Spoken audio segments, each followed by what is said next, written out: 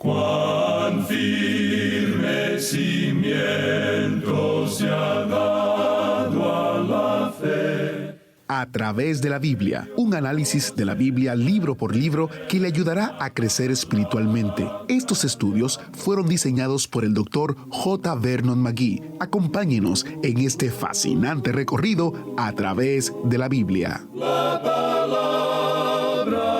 de Dios.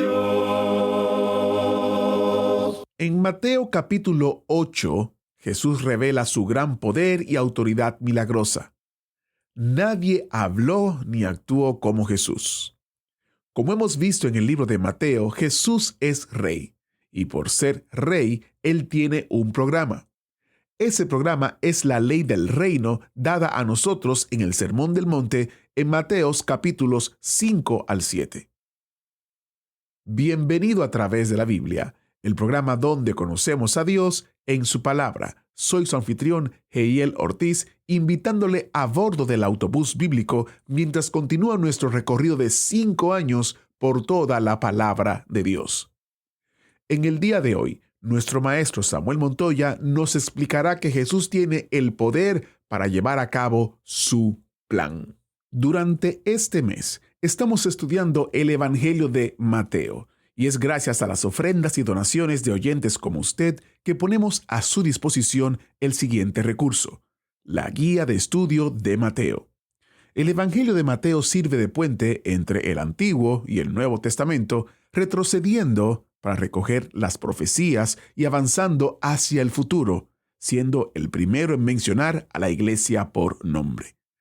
Mateo presenta a Jesús como el tan esperado Mesías y Rey.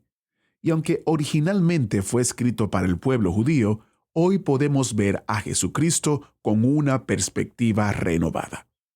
Obtenga una descarga gratuita de este recurso visitando a través de la Biblia.org/recursos. A través de la Biblia.org/recursos. Y si usted vive o tiene una dirección física en los Estados Unidos, puede llamarnos al 1-800-880-5339 y le enviaremos una copia impresa de este recurso. Nuevamente, el número es 1-800-880-5339. Les recuerdo que los recursos impresos están disponibles solamente en el territorio de los Estados Unidos. Para tener más información y detalles, solo debe visitar a través de la Biblia.org/recursos. A través de la Biblia.org/recursos. Oremos para iniciar. Padre Celestial, bendice tu palabra mientras sale a todo el mundo.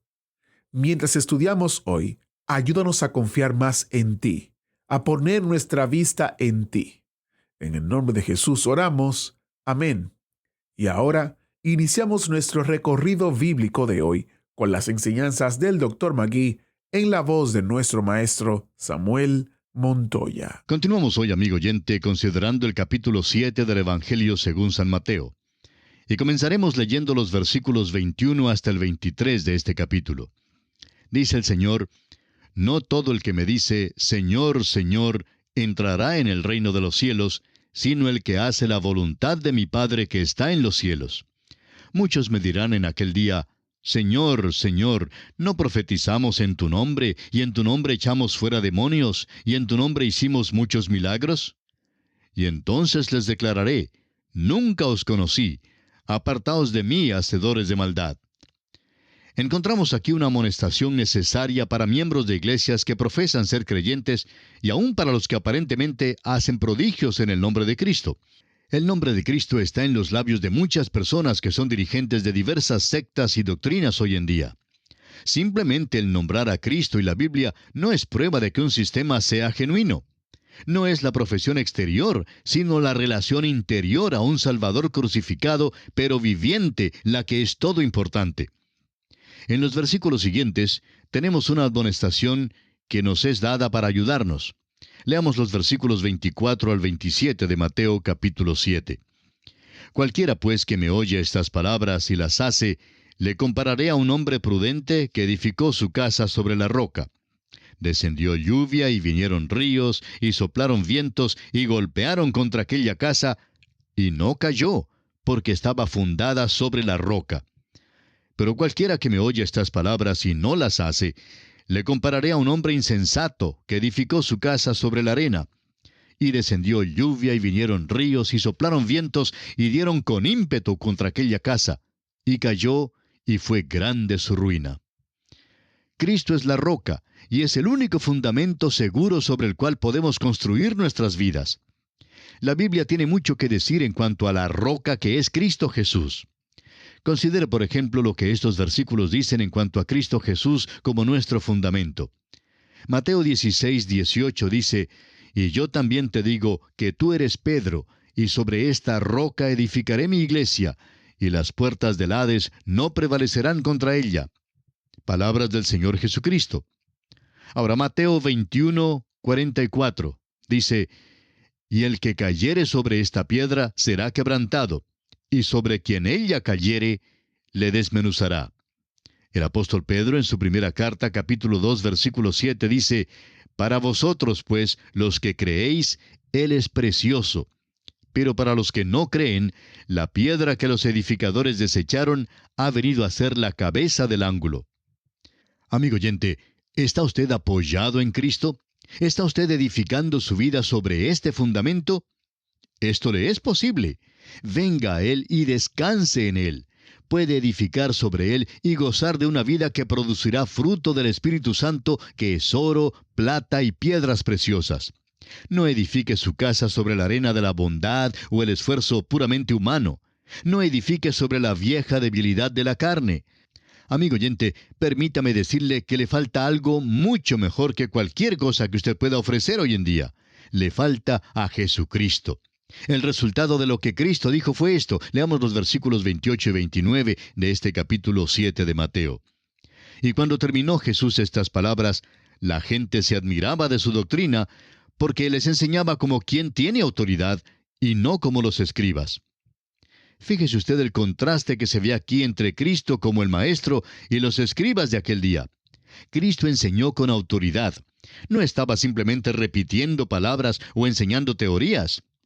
También hoy en día debemos enseñar y testificar, así como lo hiciera el gran Maestro, es decir, con la autoridad de la palabra de Dios y con el poder del Espíritu Santo, evidenciado en nuestras propias vidas, pero no con el dogmatismo que resulta de una estrechez de miras y de prejuicios personales. Tenemos un evangelio que compartir con la humanidad. Tenemos el mensaje de la salvación en Cristo que dar a los perdidos. Seamos entonces buenos discípulos de nuestro gran Maestro, quien nos enseñó como ningún otro hombre haya enseñado jamás. Amigo oyente, el Sermón del Monte es un pasaje glorioso de la Escritura. No lo pase usted por alto. No diga que no sirve para el día de hoy. El Sermón del Monte, amigo oyente, sí sirve para hoy. Nos enseñará que usted y yo realmente no vivimos según sus preceptos. Nos mostrará que somos débiles y culpables. Nos hará llorar pidiendo misericordia y nos traerá a la persona de Cristo para recibir su salvación. Cuando usted, amigo oyente, acepta a Cristo como su Salvador, Él le dará el Espíritu Santo que le dotará de poder para producir verdadero fruto. Todos estamos edificando una casa. ¿Está usted edificando su casa sobre la roca que es Cristo Jesús? ¿O está edificando su casa sobre la arena que no resistirá la luz pura de su presencia? Usted debe tener las buenas obras no para la salvación, sino para demostrar a otros la realidad de Cristo en su vida. El apóstol Pablo lo dice de esta manera en su primera carta a los Corintios capítulo 3, comenzando con la segunda parte del versículo 9 hasta el versículo 15. «Vosotros sois labranza de Dios, edificio de Dios. Conforme a la gracia de Dios que me ha sido dada, yo como perito arquitecto puse el fundamento y otro edifica encima. Pero cada uno mire cómo sobreedifica, porque nadie puede poner otro fundamento que el que está puesto, el cual es Jesucristo. Y si sobre este fundamento alguno edificare oro, plata, piedras preciosas, madera, heno o hojarasca, la obra de cada uno se hará manifiesta, porque el día la declarará, pues por el fuego será revelada. Y la obra de cada uno, cual sea, el fuego la probará. Si permaneciere la obra de alguno que sobreedificó, recibirá recompensa. Si la obra de alguno se quemare, él sufrirá pérdida, si bien él mismo será salvo, aunque así como por fuego. Amigo oyente, es necesario que tanto usted como yo nos acerquemos a Cristo Jesús por medio del Sermón del Monte. Y esto concluye nuestra consideración del capítulo 7 del Evangelio según San Mateo. Comenzamos ahora el capítulo 8.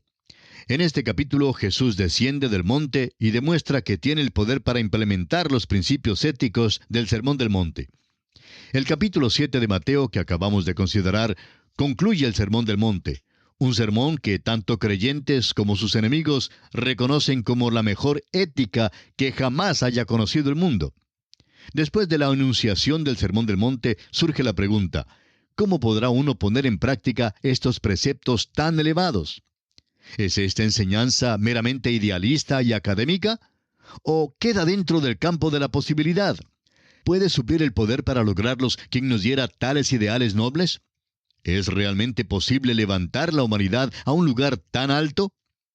Ahora estos milagros que veremos en Mateo capítulo 8 comprueban que Jesús no fue solo un visionario ocioso, sino que la misma persona que enunció estos altos ideales los cumplió en su propia vida y tiene el poder para ayudarnos a implementarlos en nuestras vidas. No olvidemos que sin su ayuda es imposible cumplir las enseñanzas del Sermón del Monte. Jesús mismo dijo en el Evangelio según San Juan, capítulo 15, versículo 5, «Separados de mí, nada podéis hacer». Mateo no trata de darnos una biografía del Señor Jesús, ni trata tampoco de poner en orden cronológico los eventos que sucedieron durante el ministerio del Señor. El propósito principal de Mateo, capítulos 8 y 9, es el de presentar al Rey y 12 de sus milagros para demostrar que el Señor Jesucristo tenía poder en todas las esferas de la naturaleza y en todos los aspectos del desarrollo de la vida. 6 de estos milagros se presentan en Mateo, capítulo 8, y 6 milagros se presentan en Mateo, capítulo 9. A través del Evangelio según San Mateo, notaremos una dinámica, un movimiento que revela las diversas facetas de un rey. El rey fue a un monte. ¿A cuál monte? No estamos seguros. Enunció allí su manifiesto y presentó las leyes de su reino. La gran pregunta es, ¿este rey que enuncia principios éticos tan elevados en el monte, puede realmente cumplirlos? ¿Y tiene poder para ayudarnos a nosotros a cumplirlos? Esto es importantísimo. Un joven estudiante de universidad había pasado un año algo arduo. Era bastante popular y esto le llevó a juntarse con un grupo de personas no muy deseables. Por fin, su mucho beber le obligó a dejar el ministerio más tarde. Pero en la graduación, el orador les llevó hasta las nubes, diciéndoles todo lo que debían hacer y lograr. Más tarde, en el dormitorio, este joven se desplomó en su cama algo desanimado y dijo: «Mira, no me hace falta que alguien me diga lo que debo hacer. Lo que me falta es alguien que me diga cómo hacerlo». Y esto es lo que nos falta a todos nosotros, ¿verdad? Cristo no solo nos dice aquello que debemos hacer, sino que también nos dice cómo hacerlo. Es más, nos da el poder para hacerlo. Veamos ahora los milagros que aparecen en este capítulo 8 de Mateo. En primer lugar, la sanidad de un leproso. Luego, la sanidad del siervo del centurión. En tercer y cuarto lugar, la sanidad de la suegra del apóstol Pedro y de otros. En quinto lugar, Jesús calma la tempestad en el mar de Galilea. Y en sexto lugar, echa fuera los demonios de los Gadarenos. Leamos ahora los versículos 1 y 2 de este capítulo 8 de Mateo. Cuando descendió Jesús del monte, le seguía mucha gente. Notemos que era un gran gentío el que le seguía, no era un pequeño puñado. Veamos ahora el versículo 2. Y he aquí vino un leproso y se postró ante él, diciendo: «Señor, si quieres, puedes limpiarme».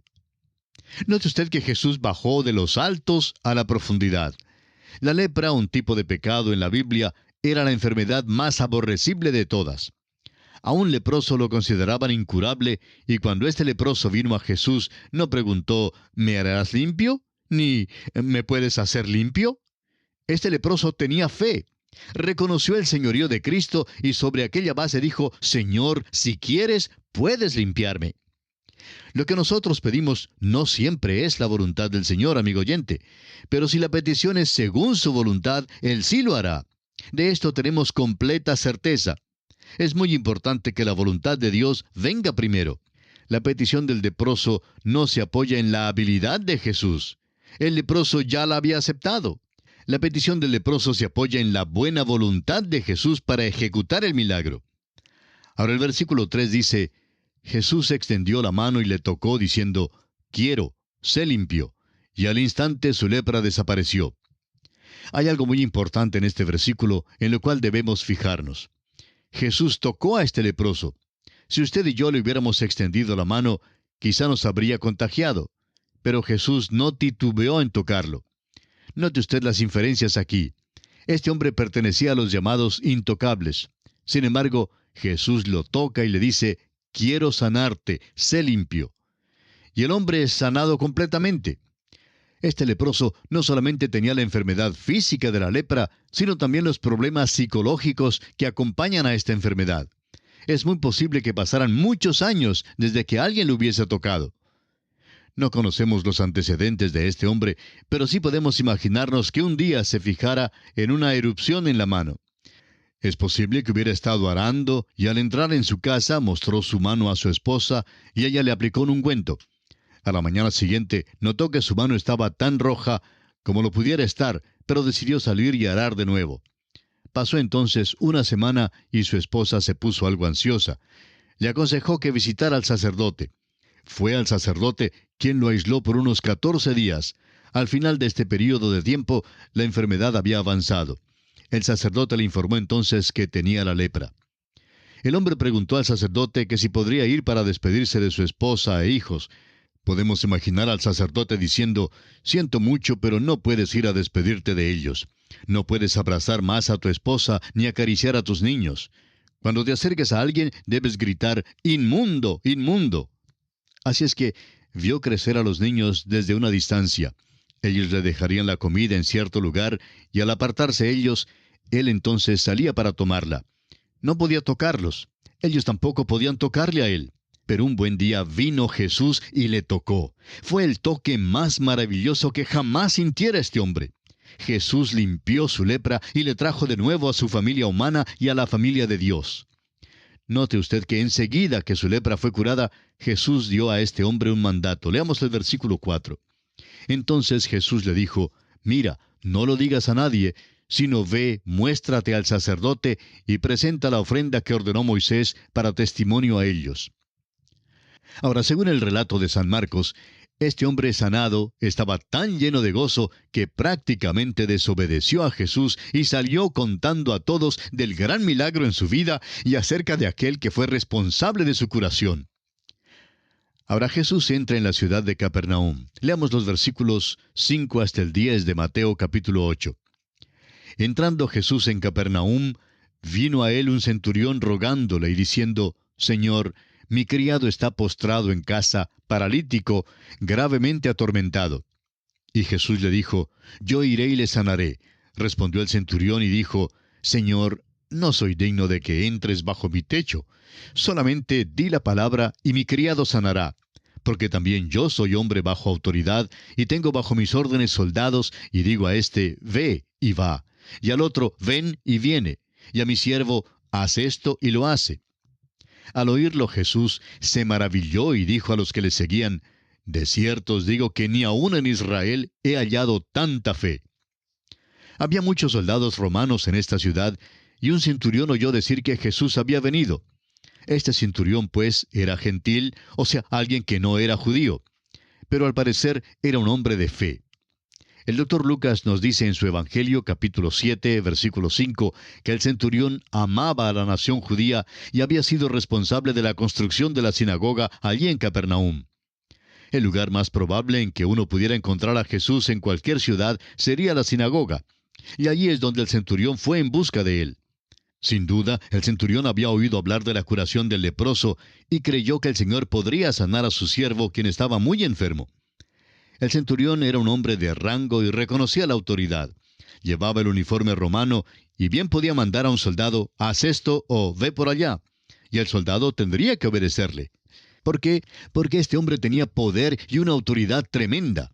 Miró pues al Señor Jesús y reconoció que él tenía esa clase de poder. El centurión era gentil, pero una persona que tenía la fe como para creer que Jesús solo tenía que hablar una palabra y su siervo sería completamente sanado. Jesús pues se maravilló de la fe de este hombre. Se nos dice que en solo 2 ocasiones Jesús se maravilló. Se maravilló de la fe del centurión y de la incredulidad de Israel. Así lo podemos encontrar en Marcos capítulo 6, versículo 6. Luego el Señor dice, según los versículos 11 y 12 de Mateo capítulo 8, «Y os digo que vendrán muchos del oriente y del occidente, y se sentarán con Abraham e Isaac y Jacob en el reino de los cielos, mas los hijos del reino serán echados a las tinieblas de afuera. Allí será el lloro y el crujir de dientes». El Señor dijo que este mensaje alcanzaría a los del oriente y del occidente para que ellos también pudieran tener confianza y fe en el Señor. ¡Qué declaración tan tremenda! Cada individuo tiene que ejercer una fe personal, individual en Cristo Jesús. Ningún individuo puede reclamar la membresía en alguna iglesia, ni el hecho de que los padres hayan sido cristianos como base para obtener la salvación. Es algo que cada persona debe resolver individualmente. ¿Qué de usted, amigo oyente? Es nuestra oración que usted acuda a Cristo Jesús en esta misma hora y le acepte como su Salvador personal. Dios le ayude a hacerlo. Y de esta forma ponemos punto final al estudio de hoy. Dios mediante, en nuestro próximo programa, continuaremos estudiando el capítulo 8 del Evangelio según San Mateo. Mientras tanto, le sugerimos leer el resto de este capítulo 8 para estar mejor informado de su contenido y sacar así el mejor provecho de este estudio. Es nuestra oración que Dios le bendiga maravillosamente. Continuamos aprendiendo de la palabra de Dios. Aún nos queda mucho que recorrer y transitar en el libro de Mateo. Muchas gracias al maestro Samuel Montoya por guiarnos y dirigirnos en el estudio bíblico de hoy. En nuestro próximo programa, el autobús bíblico continúa su recorrido por el capítulo 8 de Mateo, donde seguiremos viendo más milagros y enseñanzas de Jesús. Usted no querrá perdérselo. Si usted desea volver a escuchar algún episodio o si se perdió algún programa de nuestra serie en Mateo o simplemente desea compartir con otros para que se unan al autobús bíblico, solo debe visitar a través de la Biblia.org/escuchar. A través de la Biblia.org/escuchar, donde usted encontrará enlaces directos a las diferentes plataformas en las cuales puede escuchar el programa o compartir el programa con otros. Nuevamente, el sitio web es a través de la Biblia.org/escuchar. Y si visita a través de la Biblia.org/recursos, verá los recursos que tenemos disponibles para usted durante este mes. Nuevamente, el sitio web de los recursos es a través de la Biblia.org/recursos.